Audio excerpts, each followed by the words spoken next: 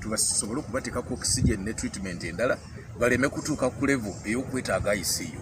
Kati kye tuliko kubanga tumanye ne bwona oteekawo ICU mmeka naye nga abantu tebambala mask, abantu bajja kulwala bassuka ICU obungi kubanga bwembeera na 20 nga ICU zange ntaddeko nirayo ebitanda bya ICU ntaddeko abantu 5 bagenda kumalako omwezi kati olw'abalala.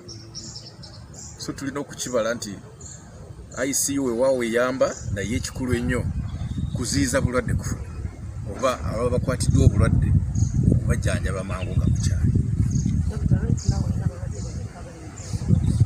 Weeviddeyo ku makya mbadde n'abalwadde 7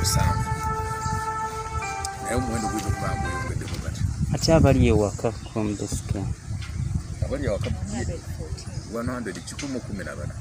Naye bwe tunalaba nti muganye okugoberera ebiragiro ebyo then tujja kukozesa maanyi gonna geetaagisa. Tuyungudde abampi n'abawanvu era ebikwekweto byonna bitandika olwaleero. Saagala muntu kugamba nti tiyategedde nti tiyawulidde.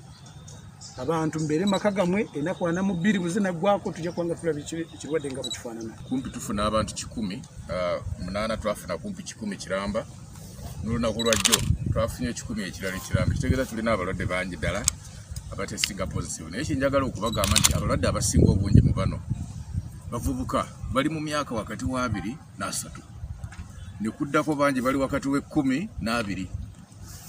Ate mu bakadde tekibaddeewo nnyo. Ekitegeeza abantu abasaasaanya obulwadde era bali mu myaka egyo girimu obulwadde. Ate ze kyendabye nti be basinga obutambala masiki.